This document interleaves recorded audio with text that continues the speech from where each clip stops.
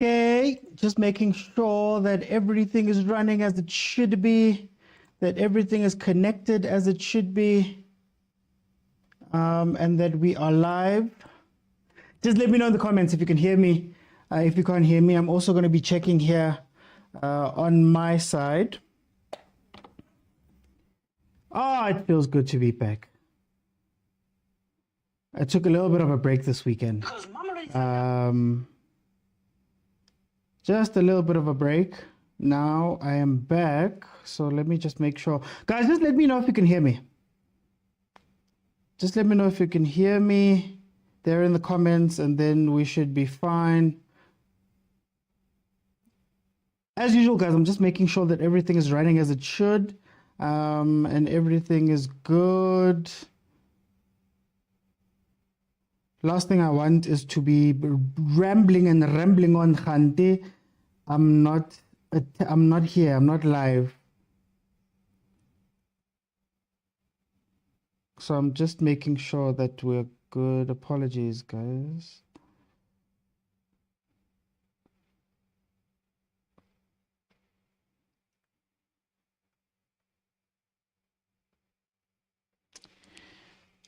Okay, it seems that we're fine on all sides. It's Elvis. How are you doing? How are you doing? How are you doing? Okay, thanks guys for the confirmation. I'm going to go ahead and start the show. Welcome everybody to the Overthinking Football Show. My name is George Mokwena, your host. I do this every Monday to Friday, 12:30 in the afternoon, and then also Monday to Wednesday at 8 p.m. If you're listening on Facebook or you're listening on YouTube and you're wondering where the voices on the show are, they just so happen to come from TikTok. You have to be following me on TikTok. Then there comes a time when I tell people that no, you can join. At the bottom of the screen, there's a multi-guest button that appears. You can click on the multi-guest request, and I'll let people in, and we can speak about whatever the topic is that we're speaking about that day. Also, on Facebook and on YouTube, there are all of the previous conversations we've had in full. Really interesting conversations. We did one about referees. We did one about scouts. I had a scout come in and speak to us. And there's a whole bunch of other topics that we've covered on this here channel with my amazing panels. So you will be able to check those out on YouTube and on Facebook. So as usual, whenever we have a weekend where we play some things, play some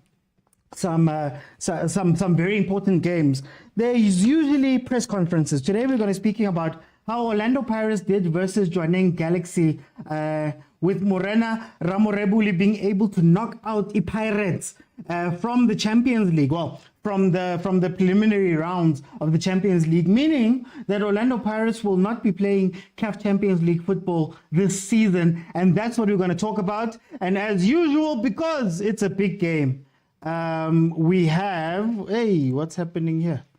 Because it's a big game, we have, that was weird. We have press conferences from the coaches. So let's hear what the coaches had to say. Then we can speak about some of what has been happening. Shout out to Dstv fans on YouTube again for being the ones that give us these visuals. So let's hear what Coach Ramorebuli had to say about this game.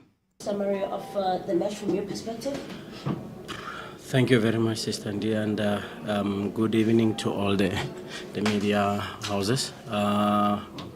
It was a tough game. Honestly speaking, we knew that Pirates will try to get that early goal. I think we could have done better in terms of dealing with the set piece.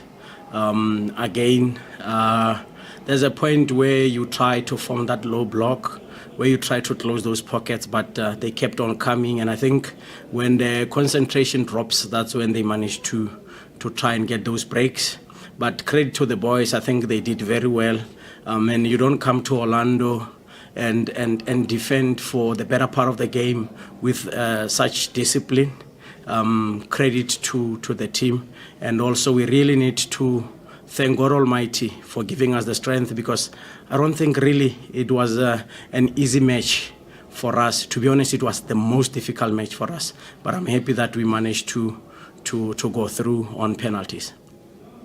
We're now open for questions from the floor. As per norm, we've got a roving mic. please represent yourself as well as the media company you represent prior to asking your question.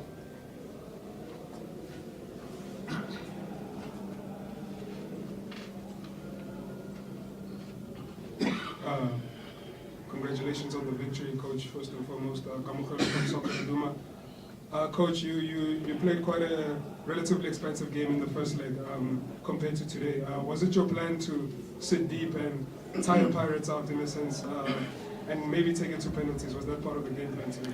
To be honest, we wanted to drop deep because we knew that they were going to come at us, try to get those spaces behind them. But to be honest, I think they were very disciplined in terms of dealing with our counter-attacking game, because if you check today, the Marco we usually see going forward attacking, he was very disciplined today.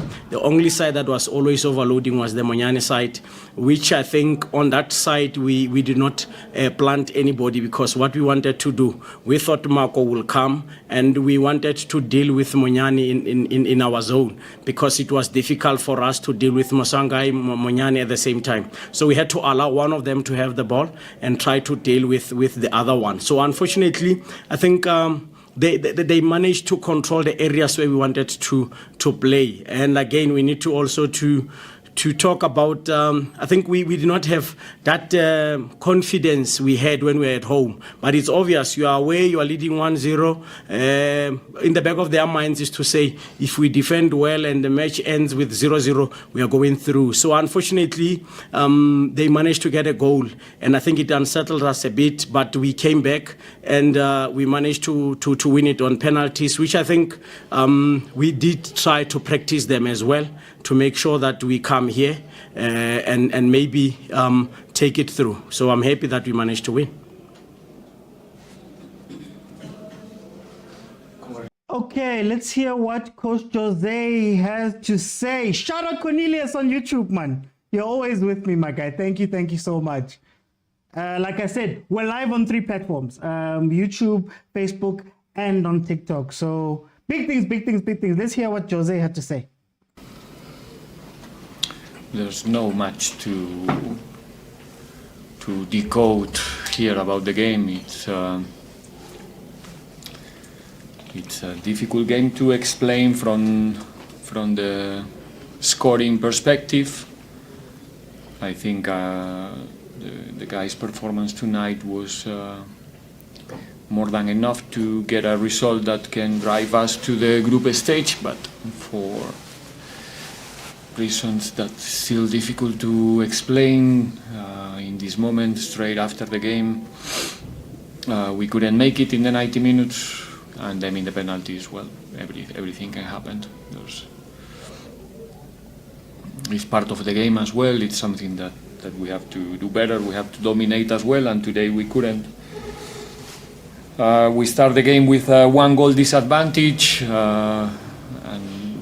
but I think, I don't know what else we need to do. It's difficult to explain that in the last 4 games we scored only 1 goal, and the way we did it today, which is like a rebound or ugly goal, or difficult day. It's not acceptable.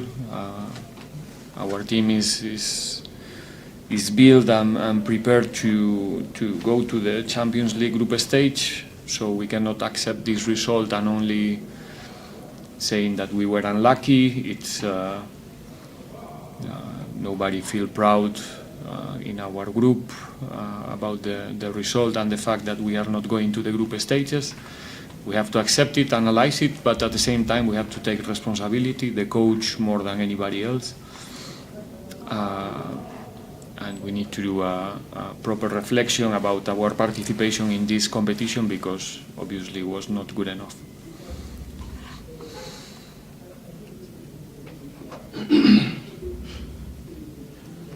Coach, lucky with the defeat. Yesterday you did not want to talk about individuals, but today we have to ask Coach.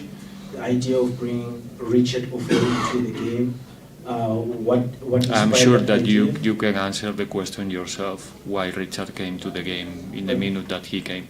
He came because he's a specialist in the penalties. and that's why, unfortunately, he couldn't take any of the 5, and that's why Joanen is in the next round and we are not.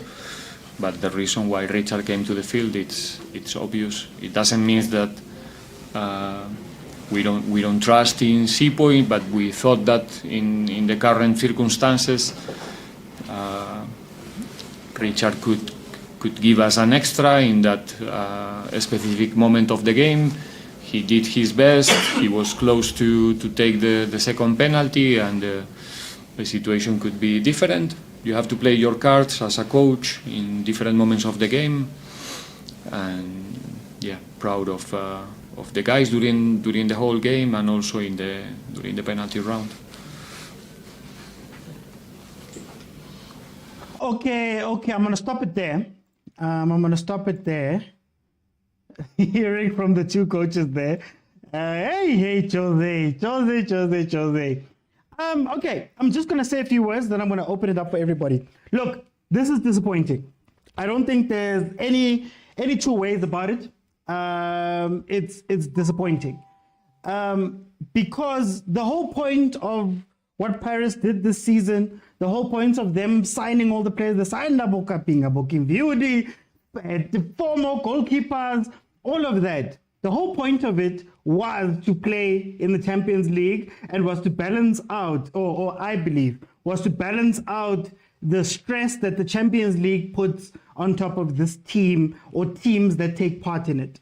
That's why you sign a very big squad.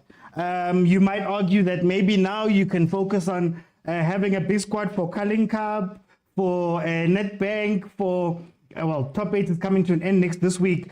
But it's disappointing.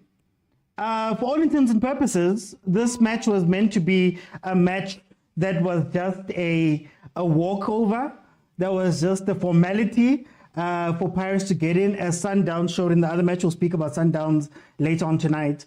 And I think one of the questions that I asked at the beginning of the season was, is Jose going to be able to manage such a big squad? Is Jose going to be able to take a step forward? You know, is the perceived gap between Sundowns and Pirates that small? We always speak about Pirates being the second best team in the country, even though they were 16 points behind Sundowns. Did this show that maybe Pirates isn't at the level that we'd like to believe that Pirates is at, that we say Pirates is at, right? Is the lack of a plan B some of the issues that coach is going to face? You know, these are some of the questions that we asked at the beginning of the season, and it is disappointing to see that all of these things came true. It was a heavier burden. You know, maybe he wasn't, he sounds like an arrogant man. Maybe he wasn't ready. Maybe he didn't take Ijwaneng serious enough, you know, and well done to Ijwaneng for going through there. One of the questions that I'm going to ask the guys has to do with other avenues within Africa for other coaches, right? But long story short, this was a very disappointing game, I believe. So I'm going to open up the lines. Remember that you have to be following me on TikTok, joining me live on TikTok. It's Overthinking at Overthinking Football. Then you'll be able to jump in. Guys, for the sake of these conversations, I'm going to ask the panels, please try keep your answers as short as possible so that we can add as many people as we can onto these lives and these conversations. I'm going to try to do as many panels as I can today. So each panel, you're going to get a general thought section and you're going to get a question from me. So can we please just try keep them a little bit short to allow for as many people to jump on. And if it just so happens that there aren't as many people who are ready to come on, you can always come back and join the panel again. So let me just let in the first panel. Agent 007, how are you doing, my guy? I'm not good, man. I've been looking for my wallet for the past 3 hours. I can't find it. Oh, this man. Hopefully it's not far. We don't know. I know you're happy about your team, but I'm going to ask you two things. Tell me what your general thoughts about Pirates getting knocked out of the Champions League by Jwaneng are. And then the secondary thing is, how bad is this loss for Pirates? Let me start with perhaps with the last one. I think I'm sounding like a radio now. Winning is a habit, and so is losing. I've been saying this over and over again. It was a terrible, terrible, terrible mistake to underestimate Joining Galaxy, go home, and think that even if we get a draw, we'll do the job here in Orlando. Because that loss triggered a chain reaction. And in this early stage of CAF, I can say Pirates has been favored than all the other three other teams who have been playing. They have played lesser games. They've been given all the time in the world. They've played 3 games less than us. Some are gonna say Super League, but Super Sport and Sekhukhune have played 2 more games than Pirates, which means Pirates, whenever they play CAF game, they were a well-rested team. So I think they were given all the time and all the opportunity to prepare. They just failed, and I can say Jose was outclassed by Morena, because, excuse me, in Botswana, he outplayed Pirates. Some are gonna say it was a B-stream team, but I think it was good enough to beat a Botswana team. No disrespect to Botswana League. It's a semi-professional league. They don't have a sponsor. The league hasn't started, and we're approaching December. So you're playing against almost fishermen, but good respect for Botswana. They're a good footballing nation, and Sundowns has also played MTN8 also. So don't forget about the Kutso, no excuses. But also, I think I want to give special shout out to Morena, because I think he's underestimated. Actually, recommended him for, excuse me, for the chief job after he didn't get Nabi, because he showed 2 ways of playing. At home, he played the ball well. He was controlling the tempo. He was doing well. Second game, he played a medium drop kind of style, a chief style kind of thing, So I think he deserves credit, So yeah. Okay. Prampo, welcome to the show. How are you?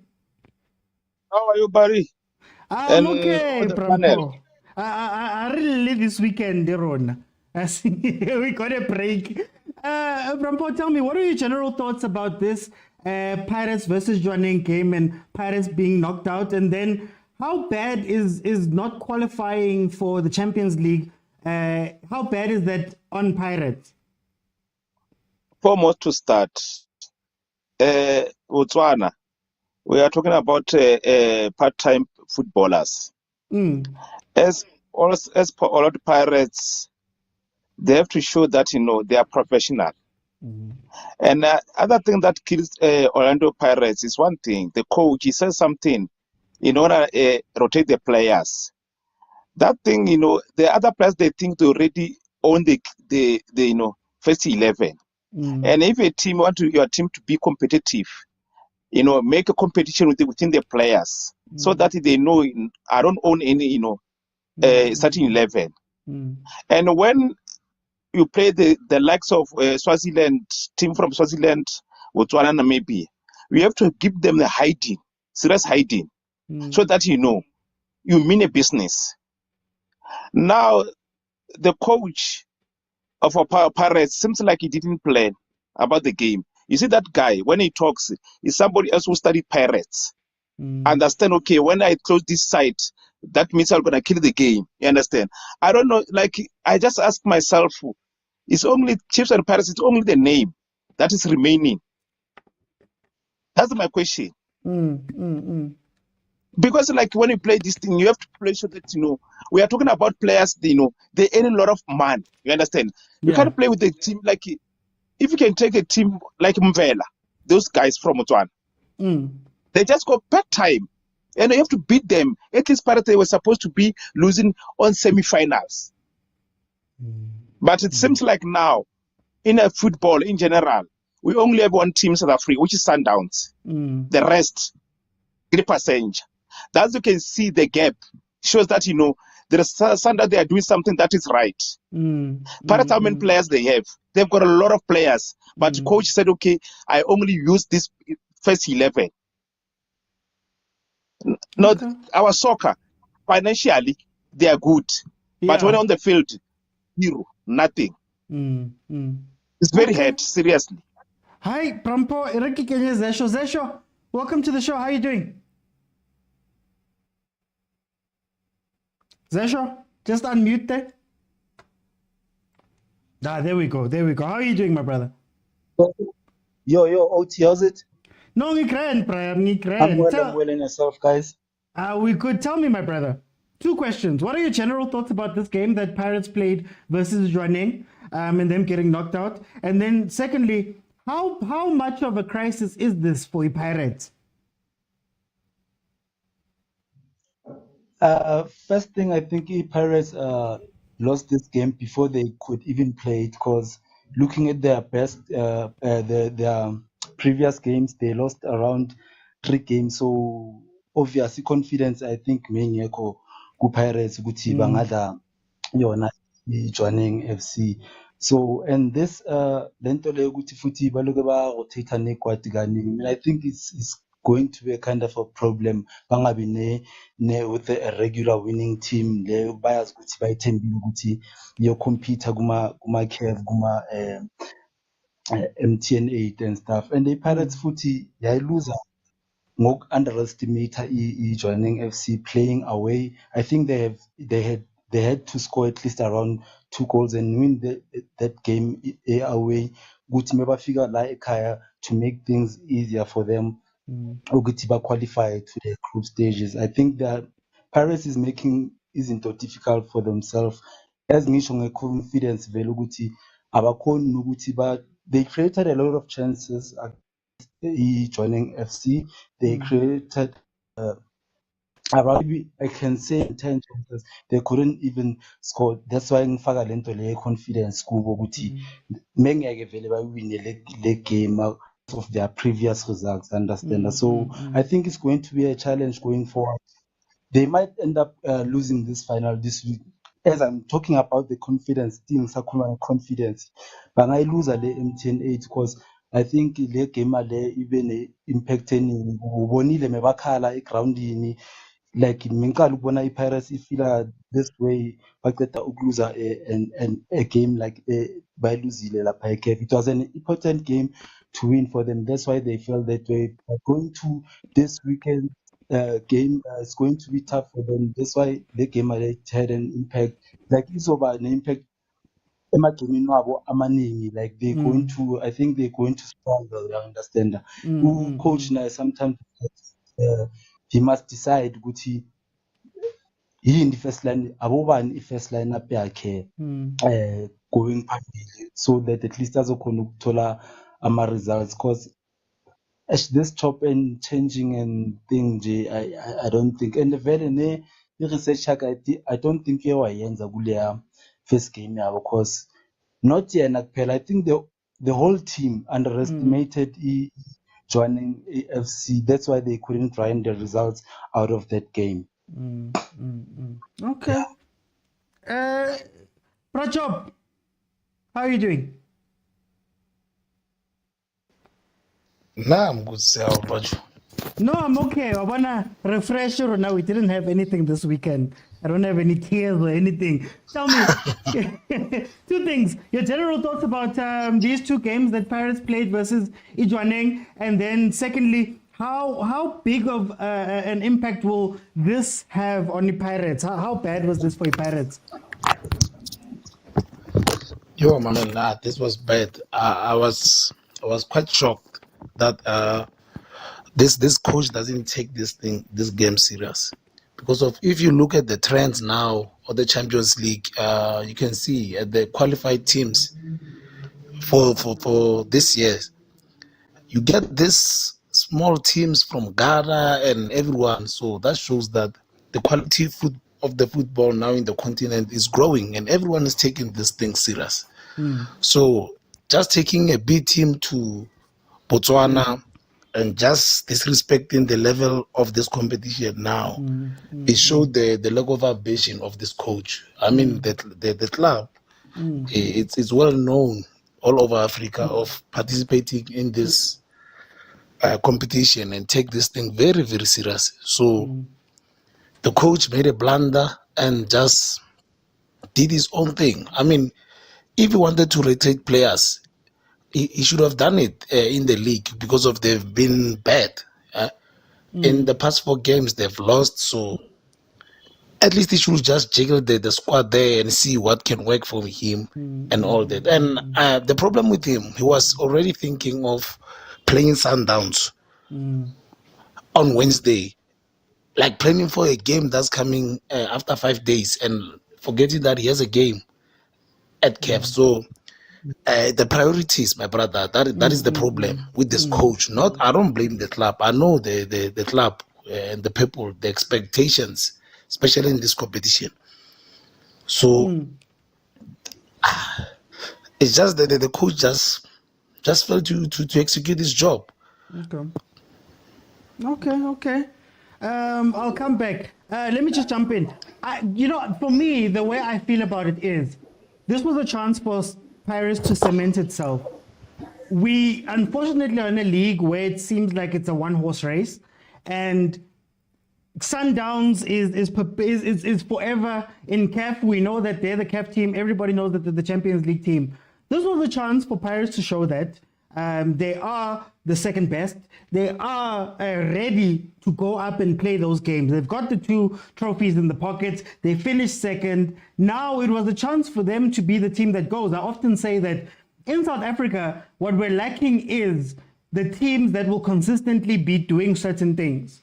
So if Sundowns is number 1, as in England, Man City is always number 1. As in France, PSG is usually number 1. You usually have a secondary team or some secondary teams that may not be Man City in the league, but they do well in the Champions League. So now having one less team out of the 2, for me, shines very badly on what Pirates wanted to do, on what we expected from them. Let me go into Agent. Agent, I wanna pivot the conversation a little bit for my last question to the panel.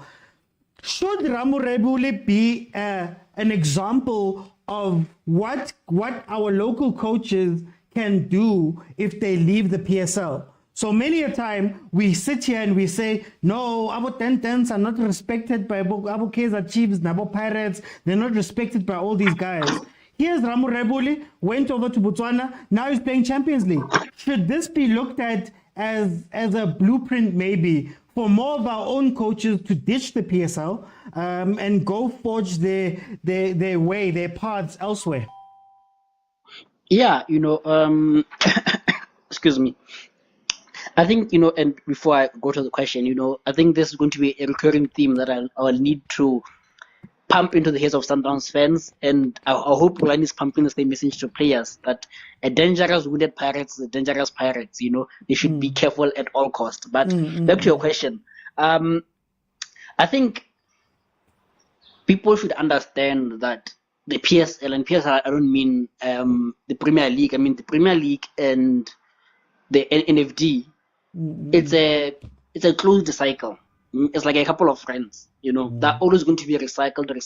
So if you are a Dondol Star coach, a Dondol FC coach, who I saw that are good, he's not going to get a chance to coach any NFD team, or PSL team, So you have to find other avenues so that it can be included into that cycle, So the one way is get promoted with a team from ABC Motsepe, go to NFD, and you can maybe then be taken, but you won't be taken by the top sides in PSL,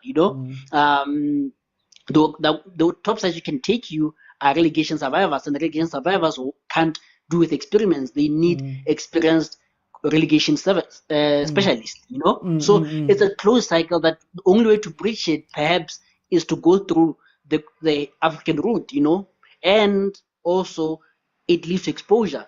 I don't think Pitso Musiman would be coaching in Saudi Arabia if you're still coaching Sundowns. It opens up your market, So I think it's just familiarity that we like as South Africans, that we can get other opportunities in other countries, and which is wrong. So, but to answer your coach, yeah, because I think he was a good coach when he was coaching Maluti when he defeated the other Soto Giants. We saw there was a cushion there, So why has it taken him to go to Botswana for him to be recognized? Because if I call it, he's coached other under 23, under 20s, whatever it was for Bafana, So it took him to Botswana first for him to be recognized, and I think the next opening when he exits CAF is to come to PSL. So he has now gotten into the boys' club, if you can put it that way. Okay. Prampo, should other local coaches be looking at Umurana Ramurebuli and saying, you know what, maybe I'm not being noticed in the PSL or being given chances. Let me spread my wings, man. Like Botswana, Tanzania, go to different countries and build from there, because I don't think Ramurebule would ever have gotten a chance to take over a team in SA that could go to the Champions League, but now he's found a way in. Should more local coaches be looking that way? There is one challenge, and that is a stigma. We are born, the color of our skin is a problem. Even applies even in Europe. Our fellow black people, they're never given opportunity. That's a problem. Even like now, I can tell you, South African coach, let's say Rulane, now he goes to maybe Egypt. For him to be recognized, it will be a challenge. Like like Musiman, it was a challenge. The reason that Musiman ended up resigning in Egypt, it was not because it's the coaching, the players, because it was black. That's the problem that you are having. Even like in a PSL, there's other coach of color, of white. I don't think what they are adding here. Like a Mazuru coach, that's a 12-year-old boy. That boy. Yeah, that boy. You ask yourself, if that boy is better than Malised. No, it's not. Because of what? The color. And African country, they don't believe in black coaches. Okay. Let's be honest. They only believe in white coaches. That's the problem that we are here. Shouldn't our coaches be going to maybe Zambia? Maybe those places where, no one would have ever thought about you joining Galaxy. No, like, the things that, like, I can say, to be black, these things are stigma for a lifetime. It's not going to change anytime soon. Like, I can give you an example now. The guy who's playing Napoli is a leading goal scorer. I think it's from Nigeria. Osimhen. It's under racist attack. Even the club, they're not saying anything. If it was white, something was going to be done. Even like Mtaun, he said something. You still remember, he said the only coach that can coach Chiefs is a white person. You see, like now, they are gambling. And Mutegi, I can tell you, he's not going to complete this season as a coach of Kaizer Chiefs. Okay. No, that's the problem that you are having as a black. Even in a work environment, we have to do extra. That's very painful to be black, in South Africa. Leadership. Okay. No, thank you, Prampo. Zesho, should more South African coaches be going to coach elsewhere? Maybe Tanzania, going to coach maybe Botswana, going to go to those places and building their own road instead of hoping for the PSL teams to take them? Yeah, I think so. Nami njengoba uBrampo washilo lapha ukuthi thina siyawanyatha ama-coach wethu, especially ama-management wama-team wethu, not only ama-management, nathi ama-fans nokukhala ukuthi why sifaka mesikhala ngabonsekisi. For an example, uNabi mewamfuna azange simthole, mesifuna uNabi nathi. Let's be honest, we wanted uNabi ukuthi zocoacha Chiefs, but that didn't happen. When Tseki came in, and then sonke vele sikhalile ukuthi Tseki why in without giving him an opportunity ukuthi acoache iChiefs, simnikeze isikhathi njengoba sinikeza nabo abo bani le coach ePirates yena uRevero ichance.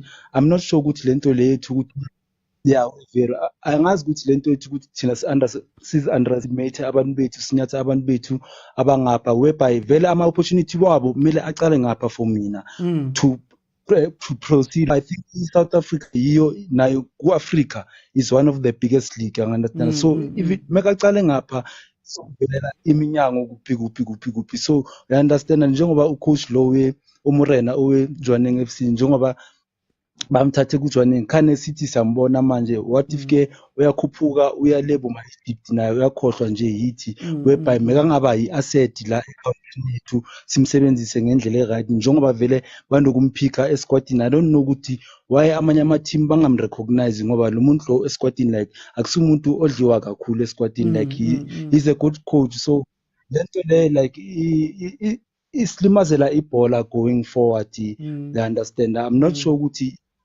lento le isuka kulento yama-apartheid before yakudala like sengcondweni yethu ukuthi maybe abantu abamhlophe bangconwana ukudlula thina whereby nathi si-talented la e-Africa sinabo ama-player amaningi adlala e-Africa are more than talented kakhulu ukudlula enye abantu abamhlophe or enye i-race yangale ngaphandle. So I think kumele sifundise ukuthi sithande abantu bethu laba abathola imisebenzi. So kunzima futhi nokuthi uthole umsebenzi la kugcwele abantu abamhlophe because umnyama nawe and nawe sometimes nokuthi uzinyathe nawe uthi ngeke ngikhona ukusebenza kugcwele abantu abamhlophe. I understand ukuthi lento leyo ngathi like seyikithi lento leyo. So I think it's okay ukuthi ahambe ayozibonakalisa somewhere futhi abocoach bethu nama-players wethu before baqala ngapha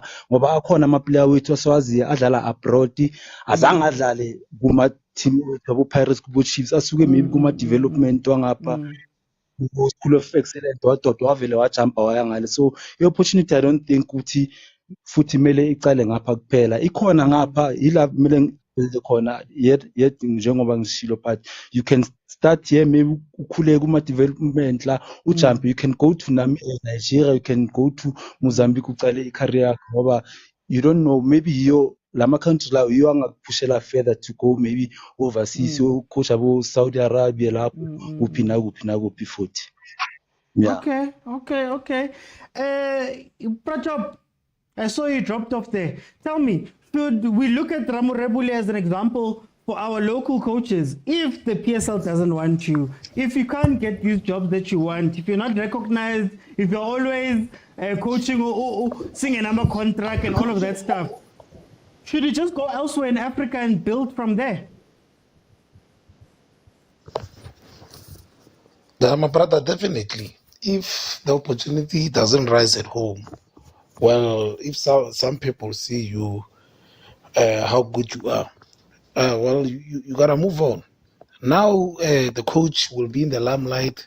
He'll be playing in the big boy leagues. So someone out there will see how good he is because of already he's beaten one of the biggest teams in the Southern Hemisphere. So if teams like Buchipa and they don't see him, so what should he do? He can't just be staying home and say no. I'm not gonna coach because of they don't call me.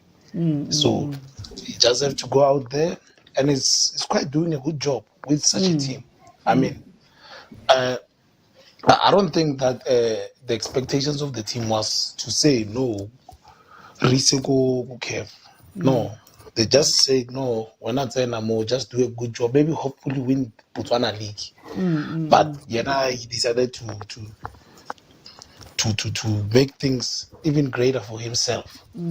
So he's doing a good job. He's doing a good job because of I remember he was he coached the Maluti team and still haunted the same team that he's haunting to today. So he has their number. So it's not a coincidence what happened. Yeah. So he knew how he could beat this team.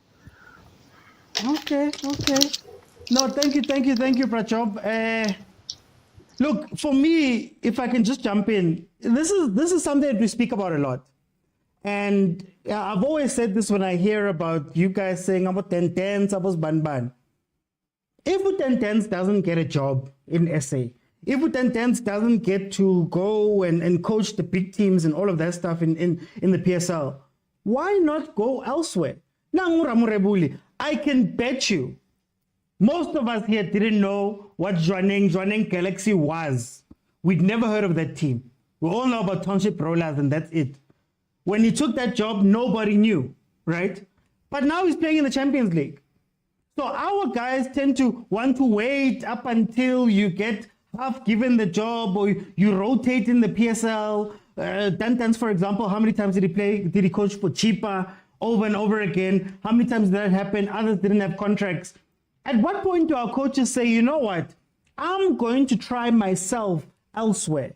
I'm going to go. Maybe I'm going to go to Zambia and take the Super Sport or the Cape Town City of that side and try and make a team out of them. Middendorp was going to coach the number 9 team. It was number 9. Fountain Gate, Singita Fountain Gate in Tanzania, for example. You know, I think sometimes you need to forge your own way. And it's two things. It's one, that maybe they don't want you, but then number 2, there's some people who've been coaching for ages in SA, and we never see them move on or go up. They said Gavin Hunt is 48 games away from 1,000 games in the PSL. And you look at him and you go, my guy, why aren't you coaching in Morocco? Why aren't you coaching in Egypt? Why aren't you coaching elsewhere? Why aren't you moving up in your career? So I think it's a thing with South Africans where we need to also just sit down and go, all right, guys, this is what we're good at. This is what we know. But if they don't want me here, or if I've outgrown this league and still Steve is not going to come knocking, Pirates is not going to come knocking, maybe go out there and find a different way. Find a different way. Marvin just says, we love football. We knew joining Galaxy were, bro. Say many. Yeah, I said many. I said most of us here didn't know. That's what I said. Let me bring in the next panel to carry on this conversation about Pirates. Let's see. Let me just get everybody in. Malome Kutso, welcome to the show, my brother. How are you doing? I'm well, and how are you, Mr. OT? Hey, I'm okay, man. I got a rest this weekend. Tell me, 2 questions. General thoughts about how your team played this tie as a whole. And then secondly, much has been made of the rotation of the team. Should the rotation not have happened at this place? Should it have been an earlier thing to get more people warm? How do you feel about the rotation of the team at Pirates? Well, and I hope everyone is good. Mina, I'm in pain. I'm bleeding. My heart. There's that advert, but it's fine. My starting point would have been rotation, right? But okay. I heard someone say refer to this issue. Yay. Is that a new? Yeah, man. I heard someone refer to racism in everything and that Jose was given time. I just want to put it out there. Jose was not given time. He won the first available cup immediately on landing. And later on, he took the next available cup again. That's not being given time. That is the opposite of it. And the following season, he's in the final again. Why would you just almost forget it? That would actually be the racism we're talking about. The guy has achieved a lot.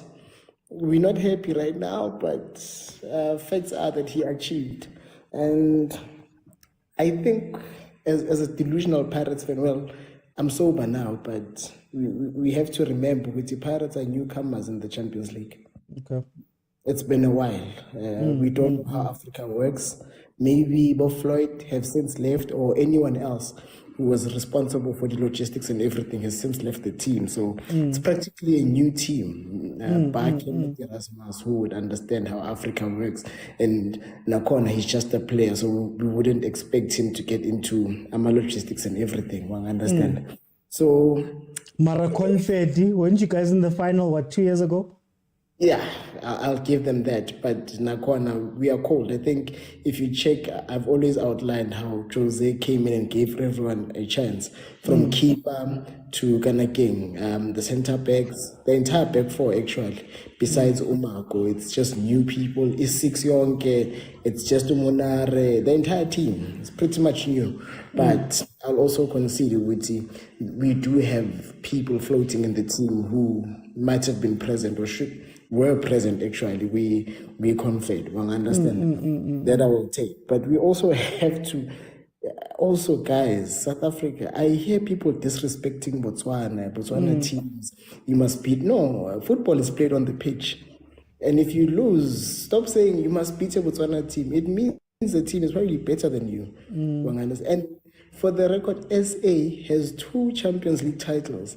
For all our glory days and everything, we only have 2, and one belongs to Pirates and the other Mamelodi Sundowns. And yeah, Pirates, Leona, it's a very old star. Some people were not born. Some people were not born, and even those who were born could not see. They have no memory of it. I don't even think TVs were there. Maybe there was 1 TV per community. So we have to get rid of this delusion, delusion of grandeur, that we are this mighty country, more careful, and we are world beaters. No, we're not. We're fairly a small country. We have more FC Porto vibes. We don't have Real Madrid vibes. We've got the Sundowns that represent us like Porto, and then more Pirates would be your Benficas and everything. The Real Madrids are go Egypt and Tunisia up there. Egypt and Morocco specifically. Maybe you can throw in TP Mazembe. You understand? Also, now this comes back to when parents tell us, think about yourself when you do something, because your friends will not be there tomorrow. Yeah. The coach was straight. He is not here for rotation. Then pressure mounted from outside, even us here. Why are you not rotating, coach?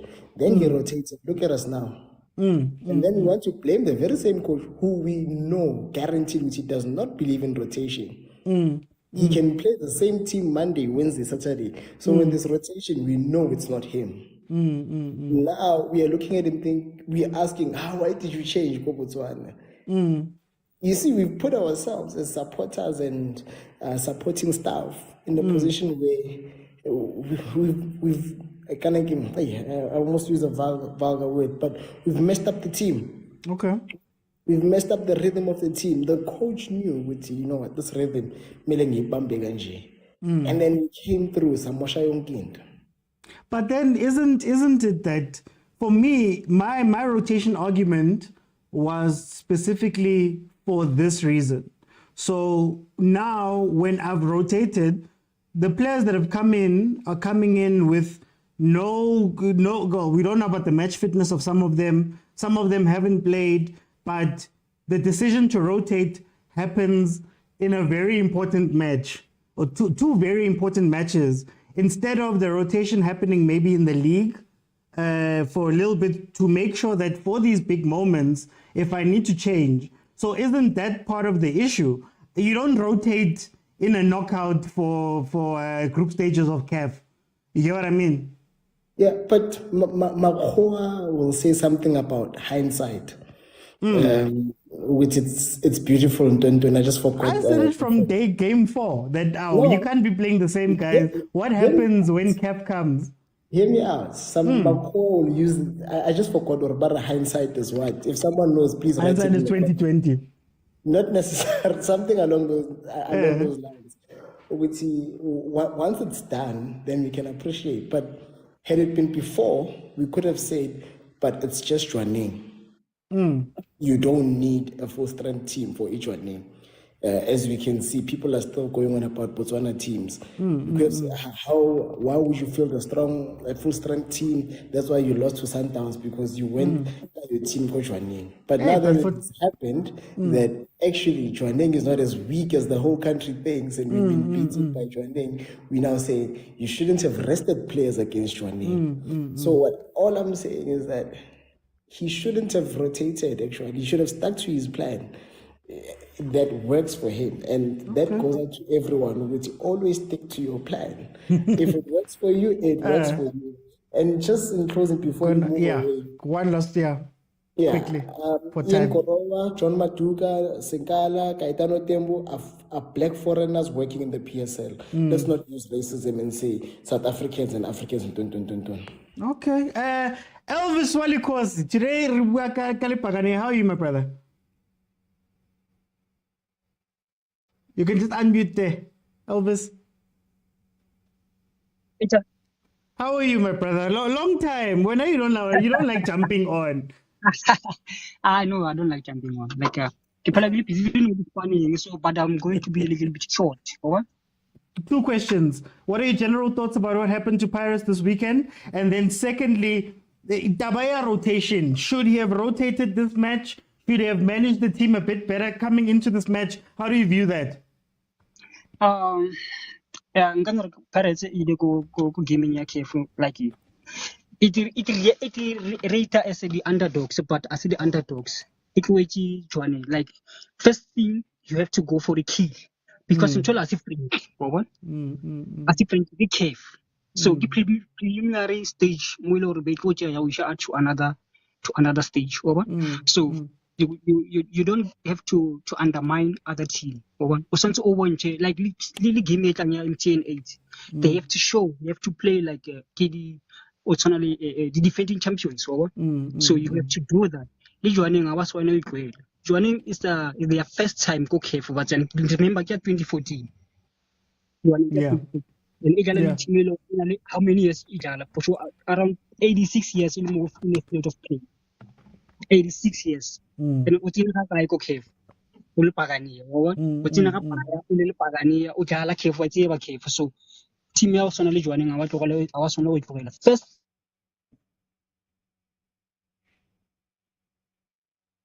Are you still with me there, Elvis?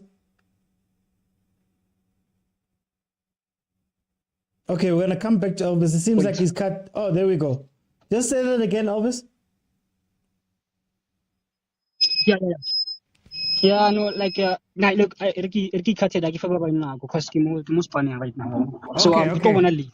No stress, guys. Okay, sharp. If you don't know, Monday to Wednesday we have an 8 p.m. show. Thank you, Elvis. Let me do this. I'm gonna go to Machao. Machao, how are you doing? I'm good, sir. How are you? I'm okay, my brother. I'm okay. Tell me, 2 questions.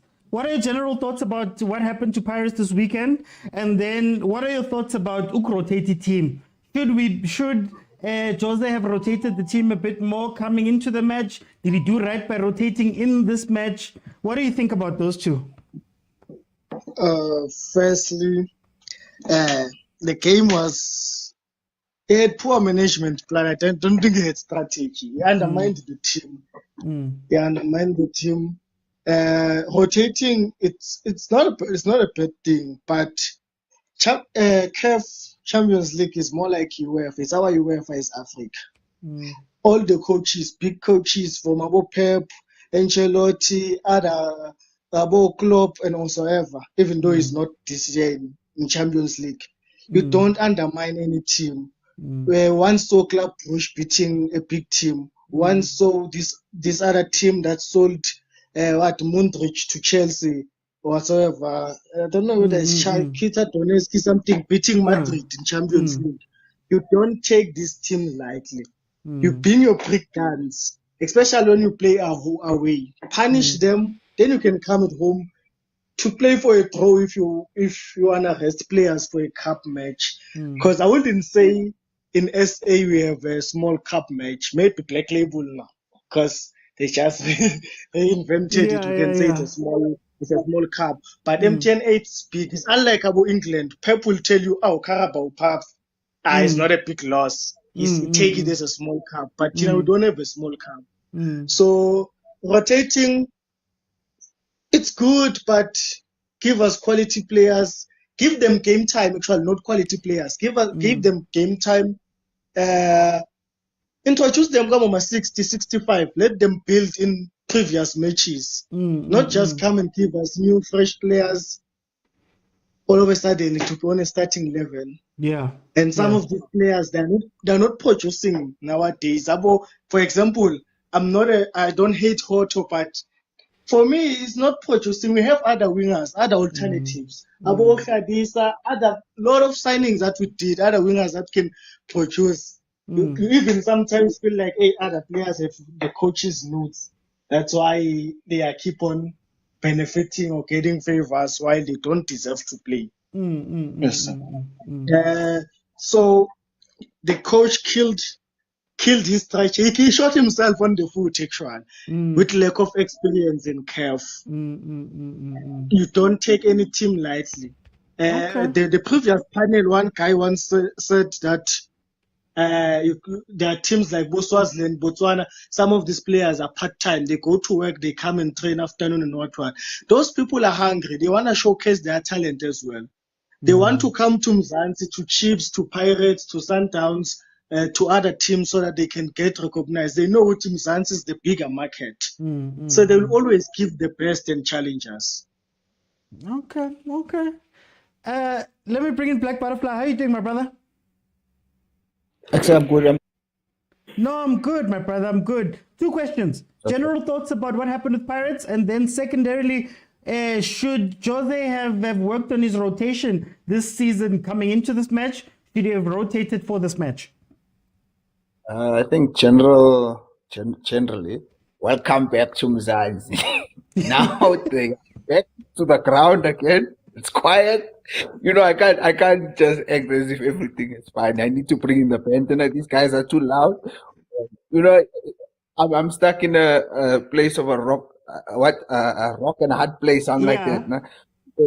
They're supposed to be representing South Africa. It's a waste they showed you are fighting for this championship spot, Champions League, telling us, making all this noise last season for what? To go out so early now. Why? Thing is, they undermine these people. That's the thing. You already know you are not down. Why would you not field your best squad to come back again? Where's the logic in that? So clearly the arrogance got to them. You can't rotate when you are 1-0 down. You are, I don't know, they didn't even, that was undermining them actually. They undermined their team to think that, even I read the article there, the Zwaneng boss was even surprised Saleng wasn't playing. Saleng is the star player, like leaving out your best, you 1-0 down. Next thing, fielding Kermit Erasmus or whoever. When last did they even play? You know what I mean? So you can try that in the league where 3 points isn't going to be that damaging to you can always make up for it. This you're out. You're not even going to finish now second this season, by the way, just to let them know.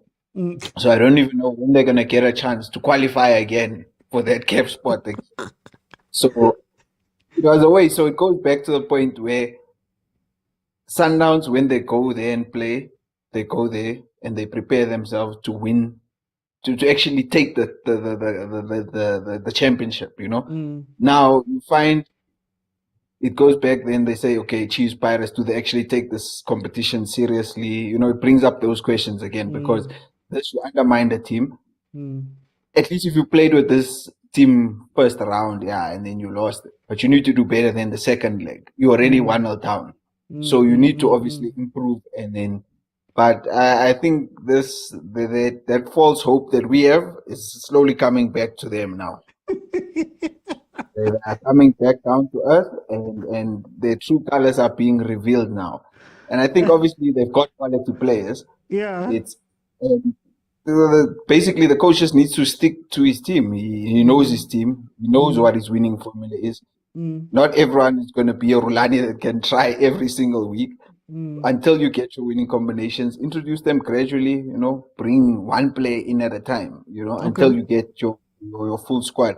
But for me, they undermine this team, knowing that they were 1-0 down already. They should have done better. Coach should have prepared better. And it's their own fault, but welcome to Mzansi. Yeah. Our preseason is in Spain. You guys are going to Botswana. Hey, maybe they should have gone there too. From Spain all the way in Gaborone. Let me bring in Kuma. Welcome to the show, Kuma. How are you doing? Bro, I think you are disappointed. Liverpool, but Aredares were done. Two questions. Your general thoughts about this, what Pirates did, and then secondarily, rotation. Did Jose get his rotation right in the 8 games they played this season? Okay, if you're going to 7 games, see, hey guys, we're just being unfair on this guy. Let's be honest. Not so long ago, you guys were complaining that he's always playing your Lepasas, your Salengi. Can he try a different combination? I mean, like, which better team like was he supposed to play? I mean, like, we're talking about Juaneng. Juaneng, regardless, we can try and be humble and say we shouldn't underestimate them, but honestly, we're supposed to underestimate them because this is Orlando Pirates. It's a big team. It has Champions League. No matter, you forget this is football as well. And upsets do happen. I mean, like not so long ago, Kaizer Chiefs nearly beat Sundowns. You know? You know? Hey, Sundowns fans, hey! Yeah, just had to, you know? I mean, like, even a C team from Pirates, it's supposed to comfortably beat Juaneng FC. So, like, if you're gonna risk players, your best players, your Salengs and your Lepasas to go play Kuntwena, Kobotswana on a game where it's expected for them to win. And more happy you're supposed to play less down. So you're gonna risk injuries, you're gonna risk fatigue and stuff. So if Pirate had won, like we wouldn't have complained about this, about the type of players that went on to go play against Juaneng FC, ne? I can appreciate there was some element of Rabanyatsa, which is true. I mean, like, that's confidence as well. I mean, like, based on what you have, you're supposed to nyatsa a team, but also they could have been a bit cautious and they could have actually killed the game. That is their only mistake. So then are we not then confusing? I hear that we're saying Juaneng is a smaller team, but in priorities of what we need to do in the season, Champions League should be up there. So whether it's Juaneng, whether it's what, look at your team. Your team went to Pumamaru and went to Tina.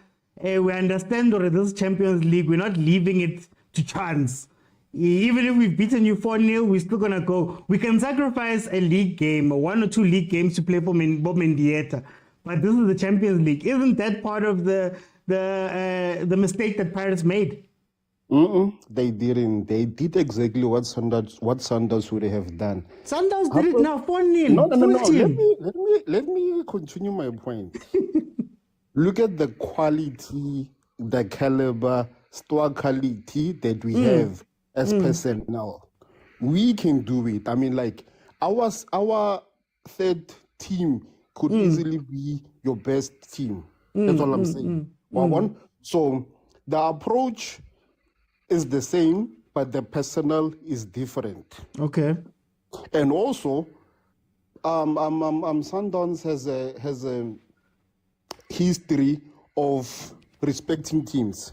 Remember the 24-0 dribbling they gave to that Eskom FC Hurricane? I forgot their name. Power Lines. Yeah. Even then, we didn't use our best players. They only came in there because everyone wanted to score. You know what I mean? Now, Pumamaru, you guys played full strength. You guys were like, this is the Champions League. Rather, we over-prepare and we come in and we win 7-0 on aggregate than to take a chance. Okay, full strength. The first leg was full strength. The 4-0 first leg was full strength. Yeah, you didn't take any chances. Okay, I'll give you that. Maybe I'll give you that. Maybe like Rolani had his own reasons, but even if we didn't have any team member give full strength for Sundowns, so that's all I'm saying. No, I hear you. I'll come back. Let me jump in. Look, here's my thing. I feel like you guys, there's video of me speaking. There's videos of me speaking here, ne? All I asked before anything was, Jose Rivera is a very big team. And when you have a very big team, you have to manage that team. And when you manage that team, he played, I think it was at the time, he played something like 5 games in a 2-week span or something like that. And he used the same team. And my question was very simple. There's going to come a time when you're going to call on certain people from your bench. You're going to call on them and you're going to ask them to be ready to jump in. Are they going to be ready to jump in if you've never given them game time? So my rotation thing was, you guys were winning matches 4-0, 5-0 at a point there at Orlando. That was the time to have Abo Erasmus come in, to play Abo Kapinga to a point, Abo Kimviudi, all the people that we'd signed and other people on the bench, Abo Team, Abo Makaula, all those guys, so that they're up to speed. Because my point was, and my point wasn't even looking at this qualifying, to be honest with you. My point was, there's going to come a time in the season where you've just played in Morocco and you've got a PSL game. Now, it doesn't make sense to play Abon Jones on everybody 3 days apart when that happens, when hectic traveling is happening and high tempo games are being played. It doesn't make sense, right? So what you need to do is to get certain people ready. Rulani, I think it was last week, Abo Mendieta played, Amo Masego started, like he changed the team. Even Peterson started in goal. He changed the team so that give those guys a run. Give those guys a run. But now what Rivero did was he does his rotation in a very important match. And for me, the person you're playing doesn't determine the importance of the match. If you are playing a relegation team in the last 3 games of the season, somebody fighting for relegation, that's a tough match. If you're playing Champions League where there's a team that has never qualified for the Champions League and are going to go full out, they're going to try their best to try get into there. That's a very important game. It's a Champions League preliminary round qualifier. So for me, that's an important match. That's not where I rotate, because if I rotate in, those players haven't played for games. There's been games that a lot of these guys haven't played. Then obviously, I think Naba Nyata, I think he looked down on that team and thought it was going to be a walkover. He said it himself. I think that Jose Rivero's confidence is starting to become arrogance. And for a team that needed to qualify for the Champions League in order to, take the next step, I think it was a bit too early to do that. Maluma Kutso, I want to ask you a question that is going to come from this match, but I want to make it a bigger thing. Now you've played versus Ijwaneng. You've won the game 1-0, you're going into penalties. And I see Umfukeng stepping up to take that penalty. Where were the senior players in that instance? And does this point to maybe a lack of senior players in general in the PSL? And taking on some of the responsibilities that senior players should in those moments? I was waiting for this question. I lost my mind as Mfukeng was stepping up. I looked like a negative chap.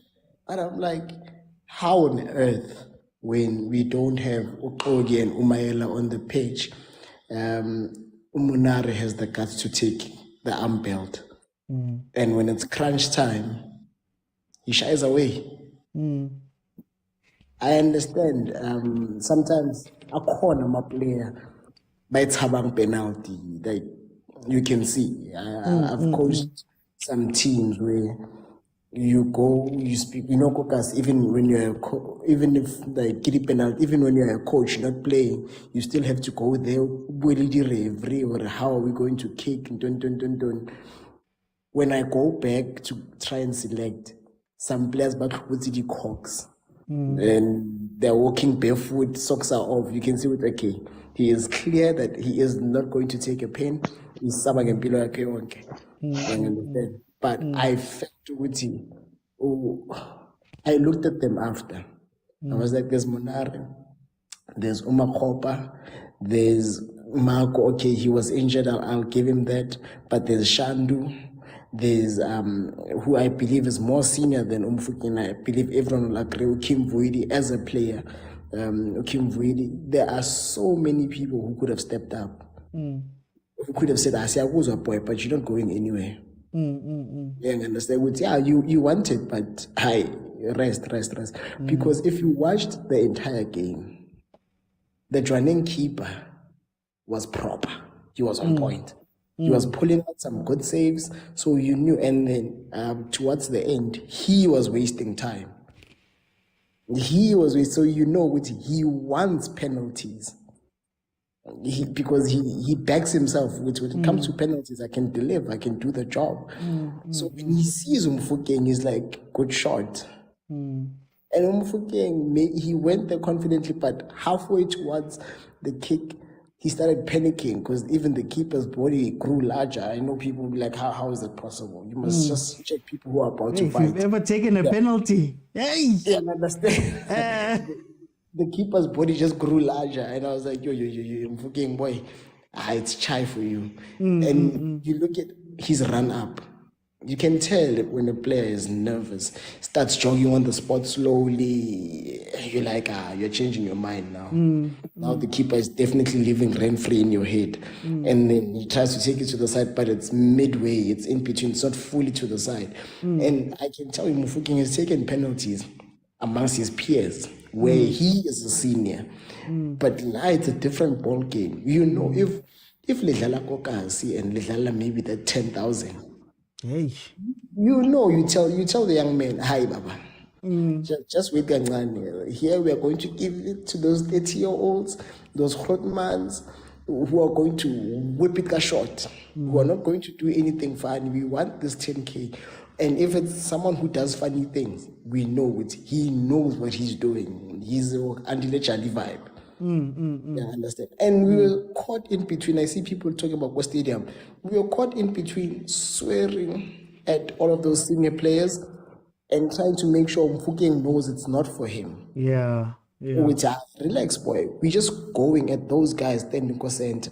And you can tell who our defender, center back, Usbiz, was equally disappointed because immediately when Mfukeng missed, he's the only one who sprinted to say, you could see it in his head, he's like, I just knew this is not the right time.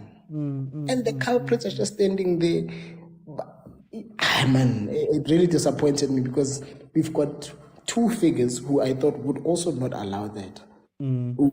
Team no Erasmus. So say, come, you two should have also said, Munare, because let's think about it. If Munare misses it, and I'm going for Munare because I respect him as a player, I think he's one of the most senior players there. If Munare misses it, it's okay. He's been under pressure. He's faced relegation before. He knows how to come back. This boy misses it. We don't know what to expect now. Is this the end? How do we deal with it? And just for those who are not there, it got so bad. Usually, win or lose, draw, whatever, Pirates players come and sing with us.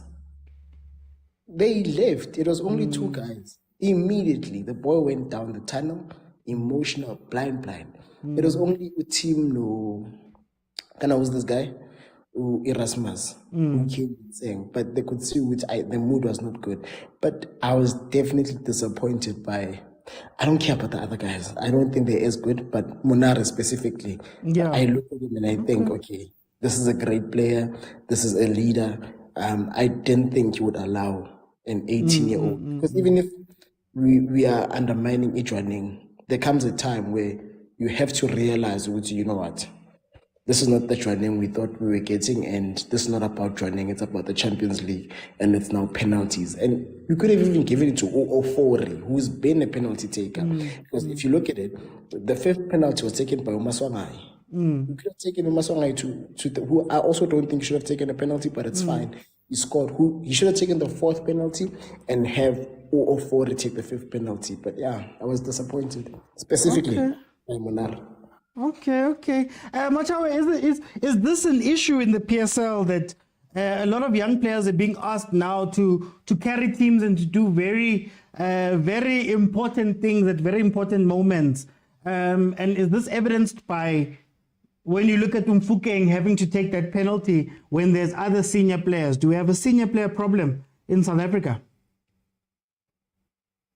I wouldn't say it do have an issue, but I feel like every player at that situation, especially senior players, I heard Uputo saying he also questions Monare. But remember, Monare right now he's been getting game time. For him also taking a penalty, as I said before, he's shooting himself on the foot. Because he knows that he might miss it, and missing it takes me back to the bench. Because fans will be angry at me as well. Either way, I still feel like as time goes on, we could have given to senior players but you can't repeat a penalty. At the end, it could have come back again to Mfukeng. Yes. So we cannot shift much of the blame and so forth. Even on saying Abu Ofori, they could have taken it because they are senior players and whatsoever. But I feel like the biggest mistake the coach did was taking out the keeper. He should have kept the keeper. Because for me, Ofori has been even dropped in his national team. He's quite a keeper who's not worth to be playing right now. So taking him and trusting him on penalties while he's been off form and not playing for the longest of time was a big gamble. The penalty, anyone could have taken it. Munares BC could have went there, but if the boy was confident, he was confident. Unfortunately, things went south. Yes, and probably he does take them forward in training. He's one of their best teams. But training. So this is Champions League. Training, we don't know. We haven't got much of. Remember, a team has only maybe 1 or 2 penalty takers. Our penalty taker right now that I know is Tori. We know him even from Amazulu that really was a penalty and a free kick specialist. Listen to the Joaneng coach. The Joaneng coach said specifically we practice our penalty for this. So surely they should have thought about he's 19. If we get to this point, hey, Gunzimo, Orlando, what is going to be like, all of that stuff. If it comes to him, penalty number 9, it's fine. But to put that on his shoulders, shouldn't somebody else have stepped up, man? We don't know. That's the thing with most of the time. Those are the time we're not in the training. And as you say, a team always has, like, let's say Man City.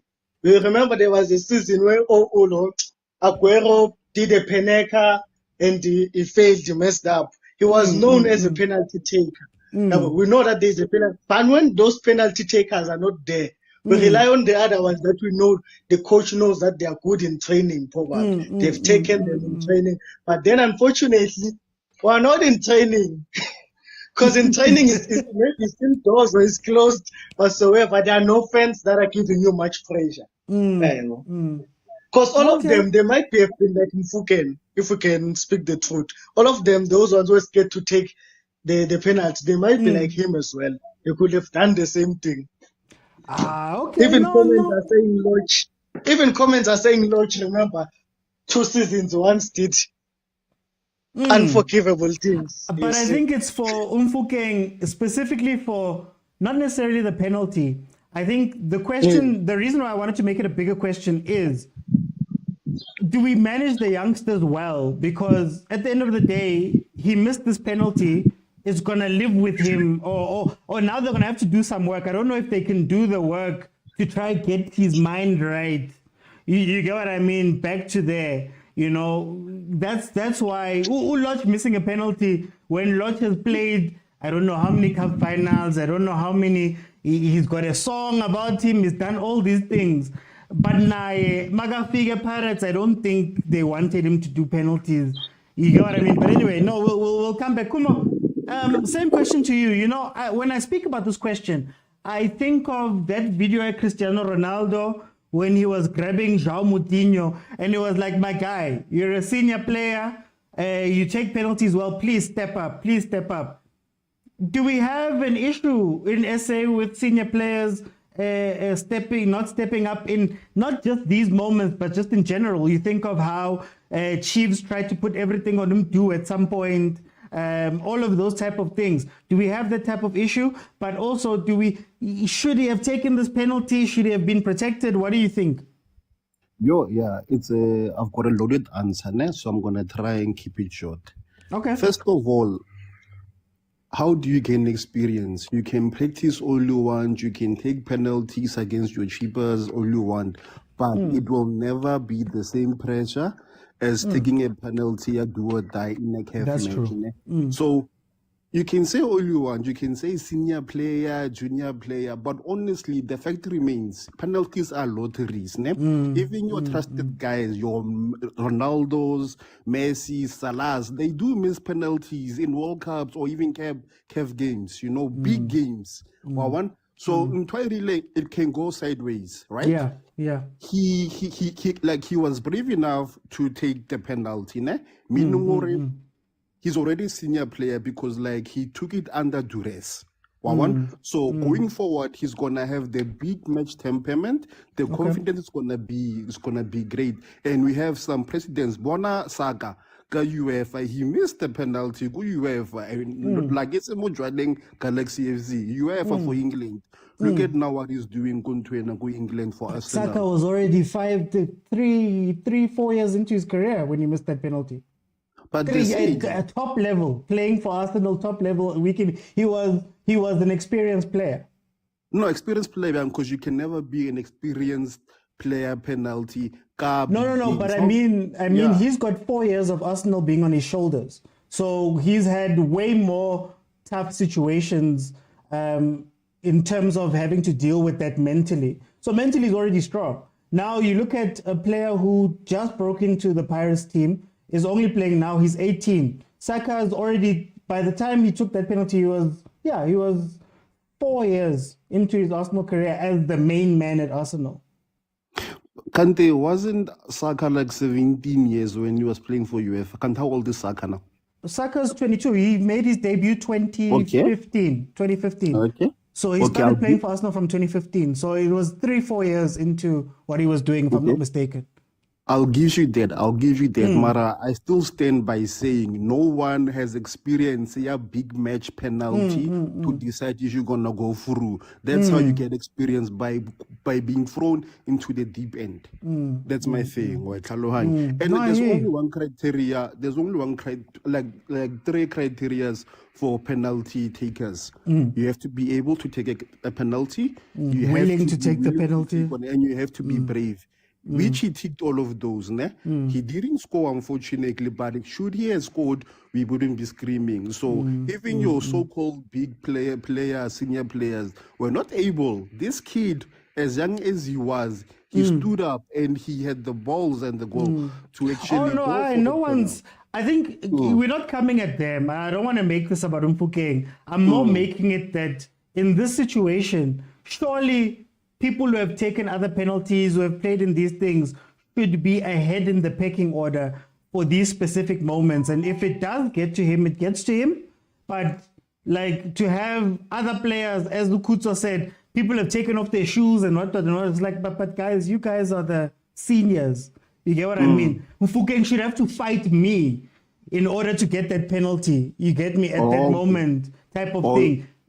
Okay, so now we're not arguing about technique. It's all about mental health. Like for young players like that, I'm not even blaming him. He took the penalty, but I'm saying as a team, as teams, especially in the PSL, do we do this thing a lot? Where, for example, at some point last season was the star Chiefs had to shoulder a lot of the stuff. Mfukeng now are taking these penalties. Our senior players, man, are they just sitting back a little bit? That's more of the question. And are they ready to deal with the fallout from that? So, for example, Mashiani got a red card for Chiefs in the CAF final. We never saw him again. I don't know if that had an effect, but you get what I mean. But guys, have you been on Twitter? Do you know how passionate we love our teams in SA? So I don't blame these people for not wanting to step up, especially the senior players, man. I mean, like, they're also human. And every day when you try and do something for your team that you love, and for the fans, and maybe that day you do something that you weren't expecting to do, or something, things don't go your way, then you get to, what's one? I give my all, and if I try, I'm gonna lose. I'm under pressure. The teams, the fans are mean. So, bruh, it's hard. So I don't blame those. Mara, you signed up. You played for Pirates, man. You should be expected. It should I be signed up to play, expected. yes. But I'm Then not. don't sign for Pirates then. Then if there's the case, no one is gonna play for Pirates because, bruh. But you must know what comes with it, again. That's why I'm like, especially the ones that have been playing under it for years. You must know that there's a difference between criticism and that and what you guys do. it's part of the game. Everybody knows that. It's been Pirates. It's been Pirates since 1950. It's been Chiefs since 1970. You guys are starting to come around to it at Sundowns. It's part of it. Like, the jersey's always been heavy. So you can't complain about the jersey being heavy when you get there. That's why you should we'll give props to Mfukeng for that. That, you know what, ne? You stepped up in the moment. Even though I don't think you were supposed to, you took the penalty great. Mara, we can't act as though fans have changed all of a sudden. You know what Pirates is, you know what Chiefs is, you know you'll trend tomorrow. Everybody knows. Even me, if I was to coach Chiefs tomorrow, I'd go in knowing that, listen, guys, my Twitter, my what, my life is going to change completely. The jersey is heavy. The pedigree is heavy. I understand. It's Pirates. You're supposed to be winning all the games. And the pressure. Yeah. Mara, pressure and bullying are different things, bruh. But you're going to be bullied. It's part of it. Fans are take you personally, including your family members. If you have a million fans, you're going to have 10,000 that are unruly. That's just how it is. That's just literally how it is. And even with that, you'll still have 500,000 that will love you unconditionally. So it's like, you can't change that. I can't ask all million. It's impossible to ask all million of Chiefs fans to behave, or Pirates fans to behave. It's impossible. Like, the team's too big. I accept that. Mara, still, it's something that you, as a player, you can't be looking forward to it, bruh. You can't be looking forward to being called names. I mean, like, if you say... But it's part of the job. It's part of the job. If you say I'm a cow, ne, I'll accept it. But don't go personal, because that's really... guys, but it's fine. It's fine. You know what we're gonna do? We're gonna speak about it proper. I'll make it a thing. Let me let in the last comment. Thank you so much. People, thank you so much, Kum. I'm gonna make this a topic because I wanna speak about this a little bit more. Agent, that's what I'm saying. Like, even me, I know that me being so public and being on social media like this and speaking like this, you should see some of my comments. But it's part of the job, guys. It's part of it. I signed up for that. But more specifically, when you go to one of the bigger teams in the country, you're going to get heckled at some point. You're going to get fans that are overboard at some point. I think it's part of it. Am I talking about tonight? No. Tonight we're talking about Sundowns. My thoughts are very simple. There's moments, where I know sometimes, they used to say that sometimes there's times where a player wants to do something and a player's up for that, but you have to think about what happens. So I liked what the Zwaneng coach said. We prepared for these penalties. We knew who was going to take. We practiced, right? And yes, you can't recreate those things. But as a person who's watching these things, I don't want to throw my 18-year-old star under the bus or put him into these situations like that. You build up to these things. Maybe when you've got some time under you, then you start taking those things because you've got more of experience and we know how to deal with it. I think in SA, there's that thing, Yoguti, we don't know how to manage the youngsters. And it's not to say that Mfukeng is going to turn out any differently. It's not to say that. But I'm like, we should be taking more thought into making sure that when we ask the youngsters to do these things, we have the ability to, when Mfukeng is crying and is going down into the thing, do we know how to deal with those things? Should we have put him in that situation? Because he'll never forget that moment. And those moments are key to maybe going forward. What's going to happen if it's penalties versus Sundowns? What's going to happen? This weekend, 7th of October, what happens? What does Mfukeng go through in that moment? Are those guys going to be the ones that are going to step back? Or are we doing that thing where we're leaving it up to the players? And I don't believe in leaving up to the players. We leave things up to players a lot. We've spoken about finances. You give them a crap ton of money. then you hope that they will be the ones that will do well instead of creating safeguards. So it's not to say that Fukeng is not a good penalty taker. It's not to say that he's not one of the best at Jimin and all of that stuff. It's just to say that these moments are very important in players' lives. And now, if Pirates doesn't know how to deal with it, I can't speak to that. Now, it's going to be up to Mfukeng whether it's going to make or break him. And it's not everybody that can just be made or broken by these things. But anyway, let me bring in the last panel. I'm going to bring in... Oh, PK requested. Okay. Let's see... last panel for today. Okay, Agent, I've already got your general thoughts about this thing. I'm going to ask you, I'm going to jump straight into the question. At what point should questions be asked about Jose? Does he still have some leeway? Yeah, I think I actually wanted to comment on the previous question, because I think... quickly.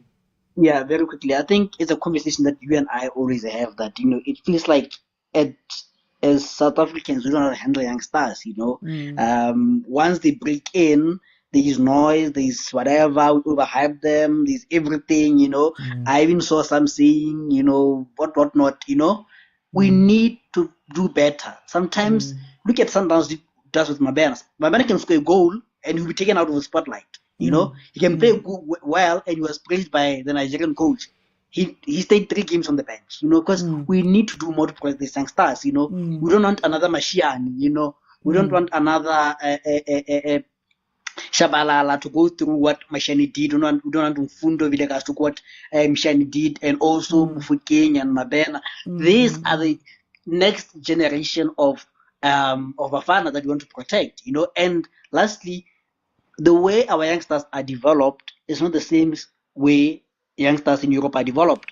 A youngster in Europe is perhaps mature than a 25-year-old in PSL, So we need to be careful about this kind of comparison. That's what I wanted to say. But I think Jose, he has a lot of leeway because he won 2 cups and he's already in the final. So he has a lot of money in the bank, But, and there's a big but, I know Paris fans. I'm not talking about Abutu Kuto, the loyalist.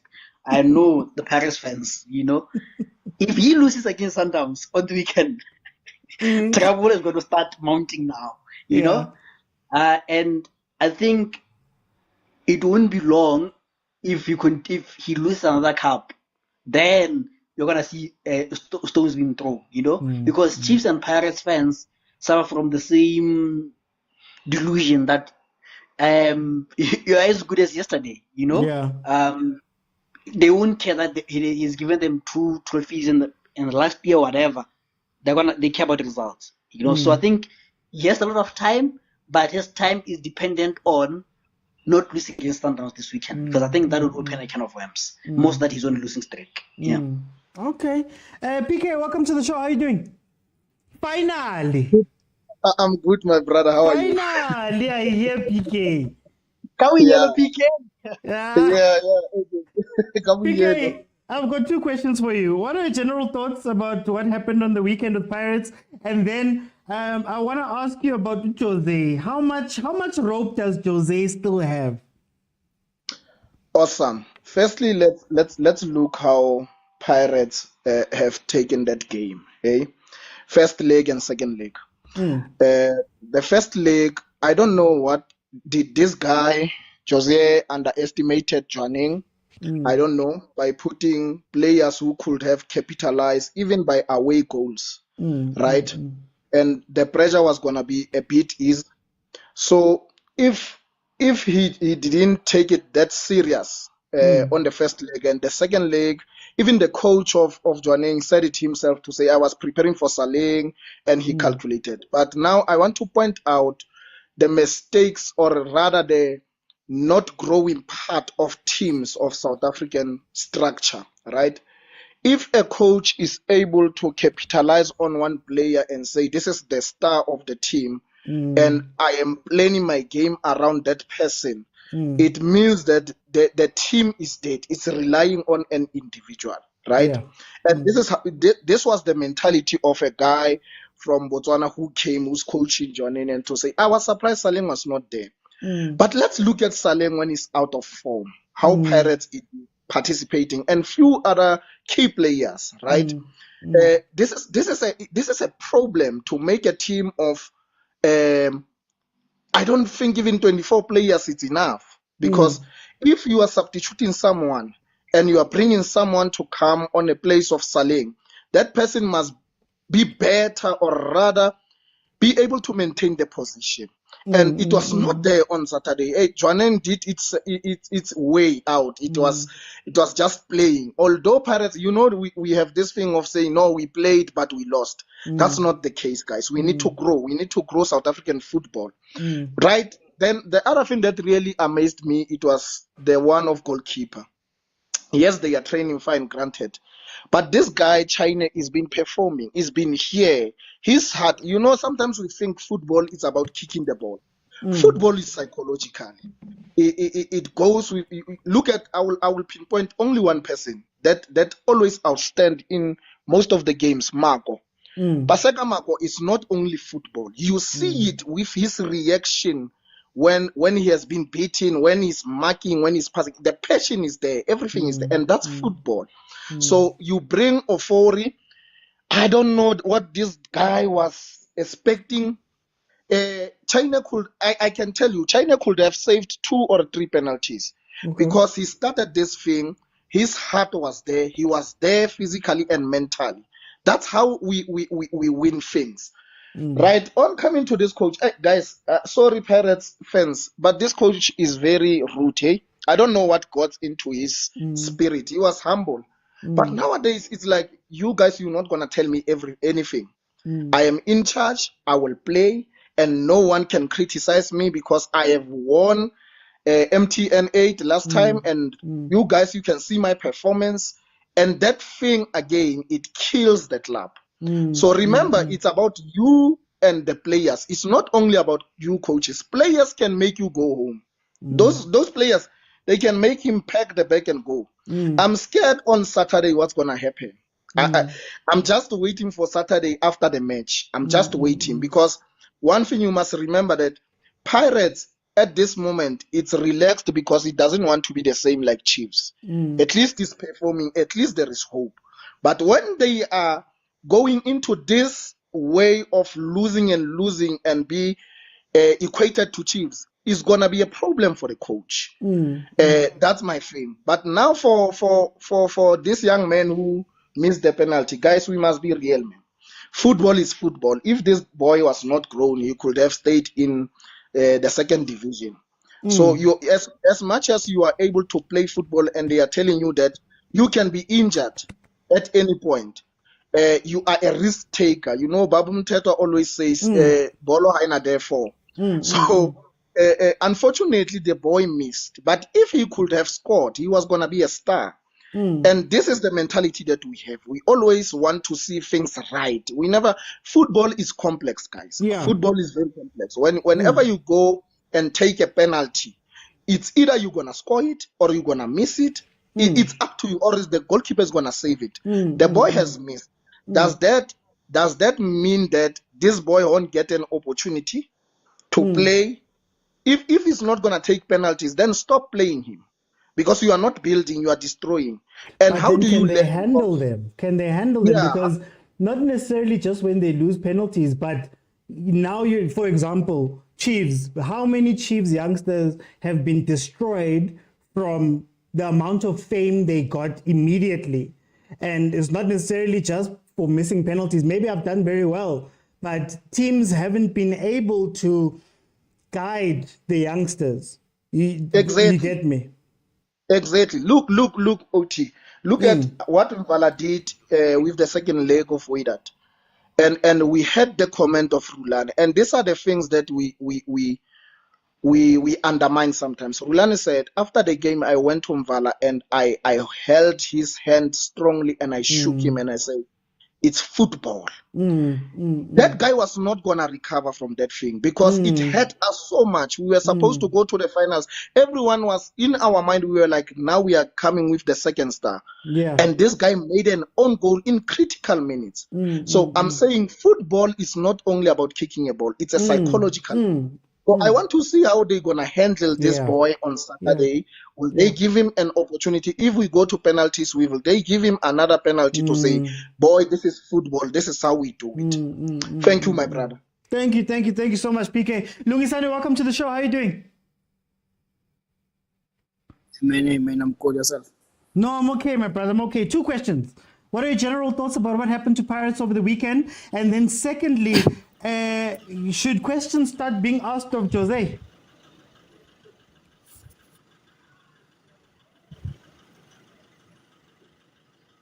All right. Firstly, I would say we played very well on the weekend. We played very well. Even though in the first half we're not direct, we're going sideways and we're doing crosses. By giving lots of the ball, so the team do crosses while we don't add numbers in the box, which is a question for me. Do we have people who are good with headers? Yes, the passer can head, but at the same time, we can't expect the passer to be alone in the box and to be the one who's fighting defenders on the air because of the ball it's 50-50. So in the second half, we played directly after we introduced Uvutu to King Viti. After we introduced King Viti, we played direct and we played well, man. I feel like luck was not on our side. We played well. Luck was looking our side. We missed a lot of chances. We didn't have composure. Right, I can say that we didn't have composure. We were just shooting. So same with Ikeme Stellenbosch, same thing happened. So yeah, with that, Mvesu, even regarding this thing of giving this small boy who Mafuking penalty, I feel like it was so early to expose the guy. If you can notice, about Cristiano Ronaldo, they missed penalty in Champions League 2008. They were 23. And Mbappe, he was 23, 22. Messi was missing penalties in crucial games. I remember 2012 against Chelsea.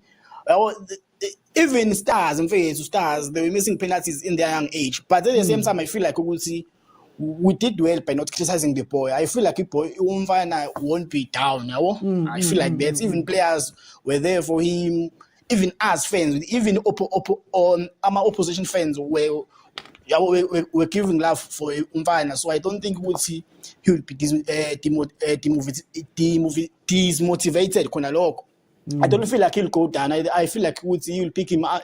He will pick himself up and build and continue to play the way that he is playing and improve and so forth. Yeah. And in terms of coach, I feel like I don't know. Maybe I feel like coach play football very good. He's good, ne? He's good. But the problem is that he has favoritism in the team. For example, I don't see the reason why we are no longer playing that.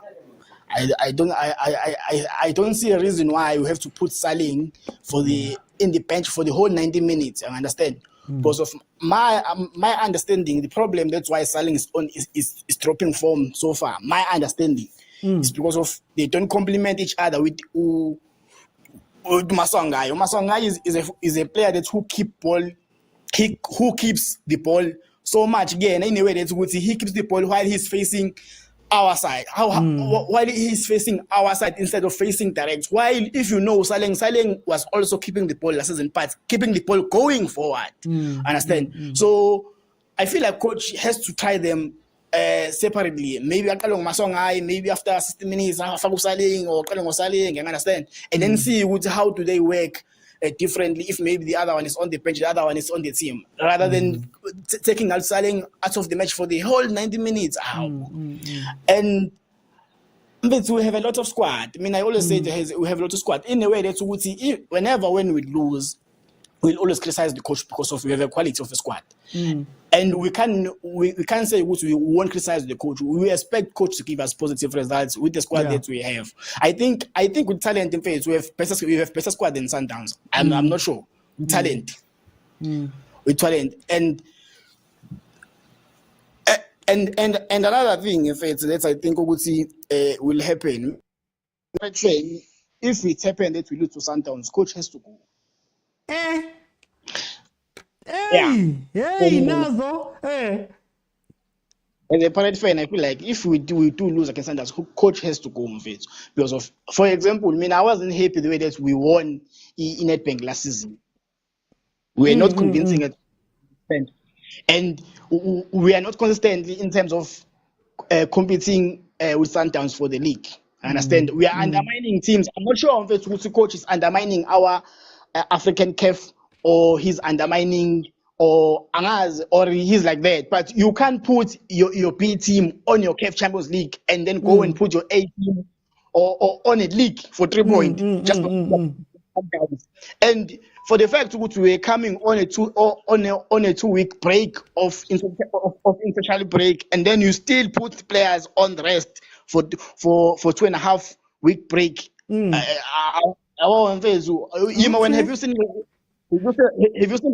you seen Real Madrid in qualifying in the last 2 games of they are not yet qualified in the last 2 games of group stages, putting the crucial players in the bench in Champions League, playing away. Playing away. Hey, Louis, let me jump because they're gonna have me. Let me bring in user 35. I'm gonna come back. User 35, how are you doing? Unfortunately, there's no name there, so I'm just gonna call you user 35. How are you?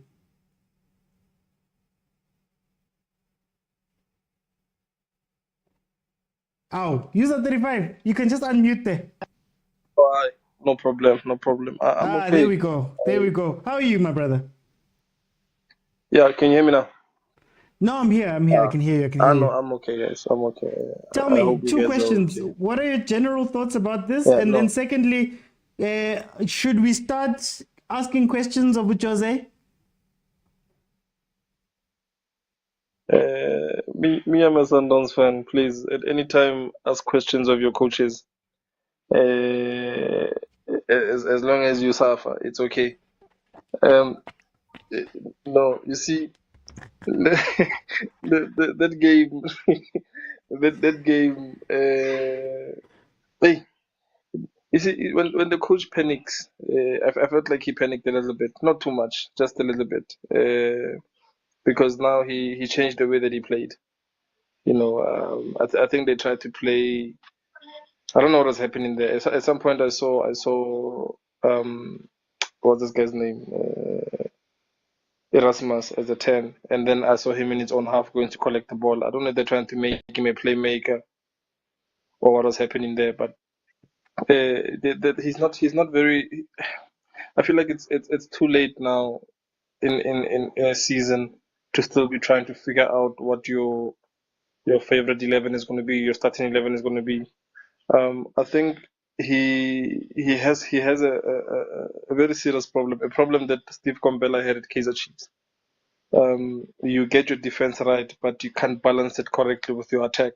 You get your attack right, you don't balance it correctly with your defense, which is what happened to Kaizer Chiefs last season. They conceded more goals than they scored. And if he can get that correct, and for me, just bring back Maela. You don't have to put all your toys on the pitch. Bring back Maela. Try to play Marco a bit higher, or try to play Marco on the right. He will give you what you're looking for. Because Hoto is a non-footballer. But it's not my team. Hoto is a non-footballer. If they want to keep Hoto, then they can keep Hoto. But if they want to come playing like this, it's going to be a problem for them against Sundowns. They have a striker in Saleng, in Lepasa. Yeah, but they're not playing for Lepasa. If you look at the way they play, they're not playing for Lepasa. Everything is just so quick. It's so wide, and then everybody wants to carry the ball. It's okay, you can attack the lines, but how you position yourself and how you attack those lines to move defenders off position to get space for Lepasa to play is very important, and they're not doing that. You see, they're not doing that. I believe, like many people, they took. I wouldn't say they undermined. I think they just took Chwane very lightly. All this talk of is Godini. For people in Botswana, they don't care. To them, they don't know is Godini as is Godini. They know Orlando Pirates. We want to play at Orlando. We need to win. And that's all that they had to do. They had to win.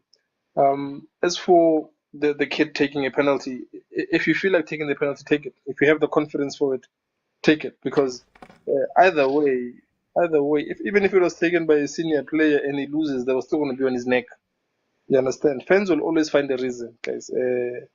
Fans will always find a reason to hate on players, or to justify why they lost. It's always going to be like that. It's always going to be there. But that game, guys, there's so many things that are wrong at Pirates. That's the problem. And when they started the season, they felt like maybe they have found it, and now they've been exposed, because, like the previous speaker said, there's no balance between Saleng and Tito. You understand? There's no balance there. They had something good going on with Saleng, Mofokeng, and Tito, and the pass are just there, But now you can see he's growing more and more desperate to be part of the game, because they're not playing for him. And he had to change his game a lot compared to what he normally does, and still they're not playing for him. So it's me. I like the chaos, guys. Continue being chaotic. Continue wanting your coaches to leave. I will keep my Rulani, and I think it's very important here to just say that. And they're complaining about a low block, and it's very important to now appreciate the importance of a Tembazwane when you're playing against a team that's going to have a low block. But yeah, that's not the topic. Let's not get that one started. No, I was gonna say I'll let you have your Sundowns moment, because people like having them. But let me go back to Agent quickly. Agent, very quickly. I'm gonna give you 30 seconds. Closing statement for today. I think for me, all I can say is to Paris fans, and like the user was saying, for me, I like chaos, but if I was excuse me, if I was a Paris fan, I would say, guys, be patient. This is just a rough patch. It will fall off. Don't panic. Just trust your coach. Trust the process. That's all I can say. Okay. Paris fan. PK, 30 seconds. Give me your closing statement for today. Yes, my brother. All I can say is that we, as South African fan and fraternity of football, we must change our mentality on how we view football. We must appreciate growth in football. Sometimes when we don't want to grow, these are the challenges that we face. Whenever a coach loses 2 games, you think that is a bad coach. And this doesn't help. But rather, if I was given an opportunity to speak to coaches, I will say we are moving with an academical analysis of football right now. It's not that old days where you will go and put Umuti in the boots and you want to play football. You have to outsmart people with strategy and the structure of the team. That's how the football is hitting, and that's how our coaches supposed to take some few notes from the Europeans. We must stand up as football and see the direction of football. I know sometimes it can be challenging on going to read. Someone said Rulan is not sleeping, and that's true. We can see it. He can play 7 different players and he comes full. Other teams must also not put their faith on individuality. That is why it's called teamwork. Let's continue to do that. Thank you, my brother. Okay, thank you so much. User 35, 30 seconds. Closing statement for today. No, they must continue supporting their coach until the season ends. It's too early. It's too early. Penalties were. It's a mistake that he made, and mistakes are football. They must keep him. Kaizer Chiefs must keep Molefinzeki. Sundowns must keep Rolani. And then let's see at the end. It's a pity, to be honest. It's a pity that we don't have Pirates and Kaizer Chiefs in continental football, because I just wanted to see how these well-rested teams are gonna be if they're in a season where they're tested, like proper tested. But anyway, we will see, guys. We will see. Just continue suffering until your time comes. No, thank you.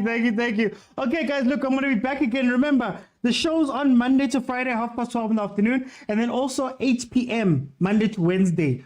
Also, I've been monetized on YouTube, so when you finish here, please head on over to YouTube.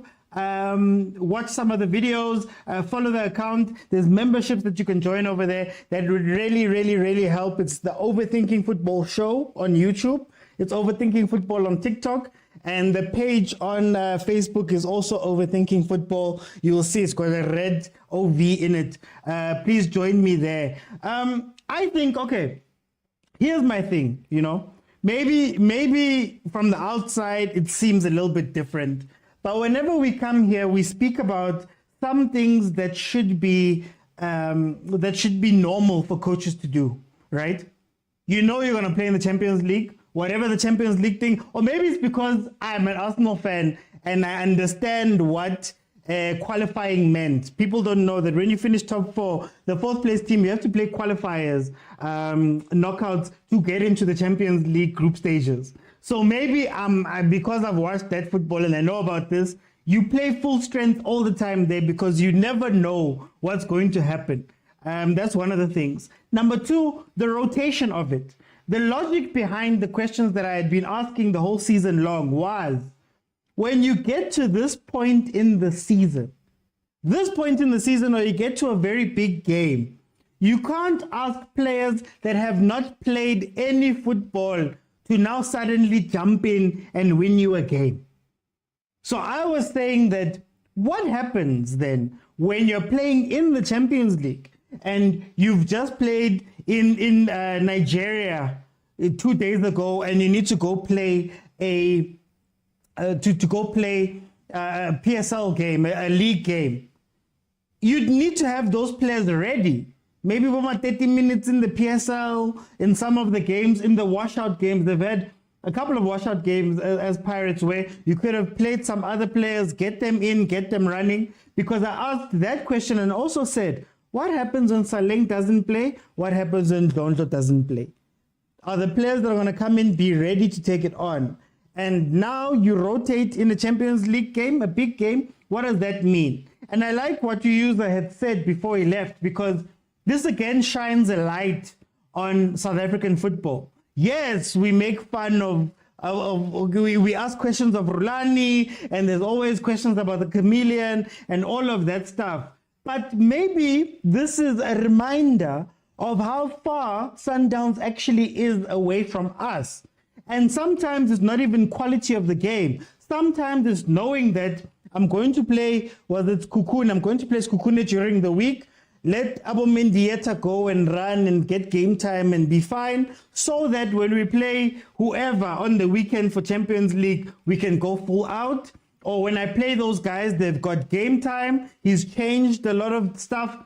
Some of that maturity that Sundowns has comes with these things. So it's another reminder of how far they are in terms of continental thinking, in terms of all the other games.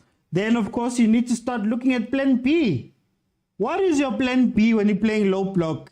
This is going to be how many games this season? Maybe 5, 6, 7 games out of the 7, maybe 5 or 6 of them have been low block games. So if you don't have an answer for the low block right now, maybe we should start asking questions, because then if everybody knows now that you can just hang back and that'll defeat Pirates, what's going to happen going forward? I asked you guys the other day, what happens to Orlando Stadium when you're losing? What happens when it's crunch time? How do you react to players? How does that play on the players? Because Pirates is a very front foot team. They play downhill.